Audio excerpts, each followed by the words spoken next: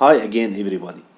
This is our 7th video of the series for designing non-circular convex gears where we are going to search in the triangular gears. In triangular gears, both centroids of the gear sets are identical, equilateral triangles with round edges. Here, designing the centroids is the most important point, since the centroids consist of straight lines and part of circles on the edges. So the relationship between these parts means designing the centroids. To find this relationship, we use the same method in the previous video for designing square gears, that there is no slippage between the gears or the centroids being in meshing, and the straight parts cannot mesh with each other to conclude that the length of the straight part is equal to the length of the circular part.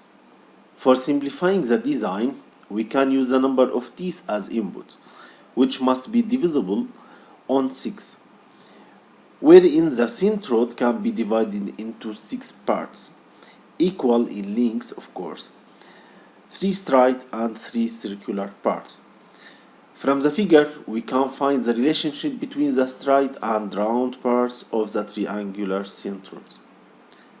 As we agreed, the straight and round parts are equal in length, so LS equals to LR, while the round edge is 1/3 of the circle, so we can find the LR as equal to 2 pi multiplied by the radius of the edge divided by 3. So the radius can be concluded. Also, the center distance can be concluded as well by the equation. The speed ratio of the triangular gears changes 6 times for one rotation of the gear set. That means there are 3 increments and 3 decrements. Let's check the MATLAB code software for this type of non-circular gears. First of all, we need to enter the needed inputs, the number of the teeth, and the module M and the pressure angle phi. The MATLAB code software will correct the input Z and calculate the number of teeth on each part of the centroid.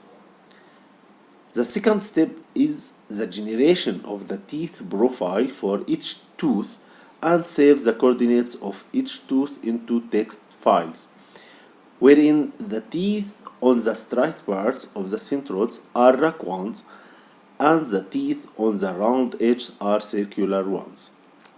To this end, we can import the coordinates into SOLIDWORKS program and generate the 3D model and assemble the gear set to test the meshing in the machine study. Also, the experimental test on the test rig will be useful to check the meshing physically.